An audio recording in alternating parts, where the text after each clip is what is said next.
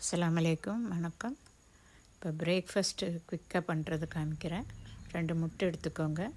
கொஞ்சம் ஒரு 1/4 கிளாஸ் அந்த மாதிரி பால் எடுத்துக்கோ. 2 ஸ்பூன் இது சுகர் எடுத்துக்கோங்க, 2 ஸ்பூனு.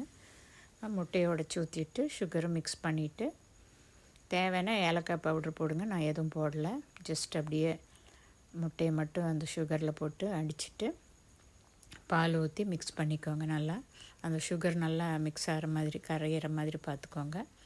ஃபோர்க் வச்சு இது பண்ணினாலே போதும், அது கரைஞ்சிக்கும். அப்புறம் பால் எல்லாமே பால் ஊற்றிடுங்க. ஒரு 1/4 கப்பு அந்த மாதிரி இருந்துக்கிட்டோம். நீங்கள் எவ்வளோ ப்ரெட்டு போடுறீங்க அதுக்கு தகுந்த மாதிரி. ஓகே, ரொம்ப திக்காக உங்களுக்கு வேணும் முட்டை அப்படின்னா பால் ஊற்றாமே செய்யலாம். இப்போ இது வந்து மேல் பீஸ், இது வந்து யூஸ் பண்ண வேண்டாம். இது நான் எடுத்துருக்கிறது ப்ரௌன் ப்ரெட்டு. ஓகே, அது வந்து நான் அந்த பீஸ் வந்து நம்ம ப்ரெட் க்ரம்ஸ்க்கு வேண்டி யூஸ் பண்ணிக்கலாம். அதுக்கு வேண்டி அதை எடுத்து வச்சுட்டேன். இப்போ இது வந்து ப்ரெட்டை வந்து நம்ம இந்த சைடெல்லாம் கட் பண்ணணும் அப்படியெல்லாம் தேவையில்லை. இது ஃபுல்லாக இப்படி போட்டு பழக்குங்க. குழந்தைகளுக்கு வந்து நெய் சின்னதில் நல்லா கொடுங்க, அது ரொம்ப முக்கியம். அதே மாதிரி இந்த ப்ரெட்டை வந்து ஸ்லைஸ் பண்ணி சைடெல்லாம் கட் பண்ணி அப்படியெல்லாம் கொடுத்து பழக்காதீங்க. இப்படியே கொடுத்துட்டிங்கன்னா குழந்தைங்க அந்த மாதிரி சாப்பிட்டு பழகிடுச்சுன்னா ஒன்றும் பிரச்சனை இல்லை.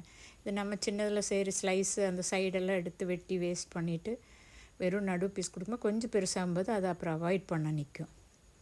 அப்புறம் அது நம்மளுக்கே பிரச்சனையாகிடும். அதனால் குழந்தைகளுக்கு இப்படியே சாப்பிடுங்க. ஏன்னா அதெல்லாம் மாவு தான், ஜஸ்ட்டு பேக் ஆனதுனால கொஞ்சம் ப்ரௌனாக இருக்குது. இது நம்ம வந்து வெளியில் சும்மா ஒரு இதுக்கு வைக்கிறோன்னா பரவாயில்ல. நம்ம குழந்தைகளுக்கு வந்து வீட்டில் இப்படி எல்லாம் தான் சாப்பிட்ணும் அந்த மாதிரிங்கும்போது அவங்க சாப்பிட்டு பழகிக்குவாங்க எல்லாமே. நம்ம எப்படி பழக்கிறோமோ அந்த மாதிரி தான் குழந்தைங்க இருக்கும். ஸோ இந்த சைடெல்லாம் வெட்டணுங்கிற அவசியம் கிடையாது. அதோடு போட்டு மிக்ஸ் பண்ணி டிப் பண்ணிக்கோங்க. அந்த எக்கும் சுகரும் போட்ட இதில் டிப் பண்ணிவிட்டு தோசைக்கல்லில் கொஞ்சம் நெய், அதே மாதிரி நெய் வந்து குழந்தைகளுக்கு நல்லா கொடுங்க. ஆண் குழந்தையாக இருந்தாலும் சரி, பெண் குழந்தையாக இருந்தாலும் சரி. எவ்வளோக்கு எவ்வளோ நெய் கொடுக்குறீங்களோ அவ்வளோக்கு அவ்வளோ நல்லது, ஹெல்த்தியாக இருக்கும் குழந்தைங்க. பெருசாகும்போது இந்த போன் வலி, அந்த போன்ஸ் பெயின், என்ன முட்டு வலி அந்த மாதிரியெல்லாம் ஜாஸ்தி வராது. ஏன்னா என்னோடய அனுபவத்தில் சொல்கிறேன். ஒரு ஏஜுக்கு கொஞ்சம் நம்ம லேடிஸ்க்கு வரும், பட் ஆனாலும் அது எவ்வளவோ பரவாயில்ல. நம்ம நெய் எவ்வளோக்கு எவ்வளோ சாப்பிட்றோமோ அவ்வளோக்கு அவ்வளோ நல்லது. குழந்தைகளுக்கு நல்லா நெய்யை கொடுங்க.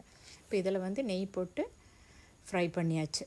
2 சைடு டோஸ்ட் பண்ணிட்டிங்கன்னா போதும், வேலை முடிஞ்சது. ஓகே, ஈஸியாக குழந்தைகளுக்கு காலையில் பிரேக்ஃபாஸ்ட் ஒன்று பண்ணி கொடுத்துட்டா வேலை முடிஞ்சது. ஸ்கூலுக்கு வைக்கிறீங்கன்னா அப்படியும் வைக்கலாம், இல்லை சாப்பிட கொடுத்துக்கலாம். ட்ரை பண்ணி பாருங்கள். ஒன்றுமே இல்லை, ஜஸ்ட்டு முட்டை, பால், சர்க்கரை, அவ்வளோதான். வேணும்னா ஏலக்காய் பவுட்ரு போட்டுக்கோங்க, இல்லாட்டி வேண்டாம். ஓகே, ட்ரை பண்ணிவிட்டு நீங்கள் பார்த்து சொல்லுங்கள். பாருங்கள், முடிஞ்சது. நான் ஒரு 8 பீஸா என்னமோ தான் நான் எடுத்துருக்குறேன்.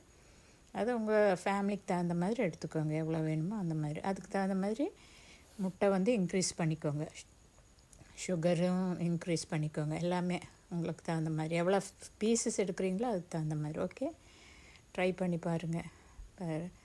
இந்த சைடு அந்த சைடு இது பண்ணிட்டிங்கன்னா போதும். சுகரும் அதே மாதிரி உங்களுக்கு கம்மி வேணும்னா கம்மியாக போட்டுக்கோங்க, இல்லை நல்ல இனிப்பு வேணும் அப்படின்னா கொஞ்சம் நிறையாவே போட்டுக்கோங்க. இப்போ நான் வந்து 2 ஸ்பூன் போட்டிருக்குறேன். பார்த்திங்களா, முடிஞ்சது, அவ்வளோதான். ஈஸி. இது கொஞ்சம் ஊற வச்சிங்கன்னா இன்னும் நல்லா உள்ளே போயிடும். அப்படி ரொம்ப இதாக காட்டாக சாப்பிட முடியாது. ஓகே, பாய், தேங்க்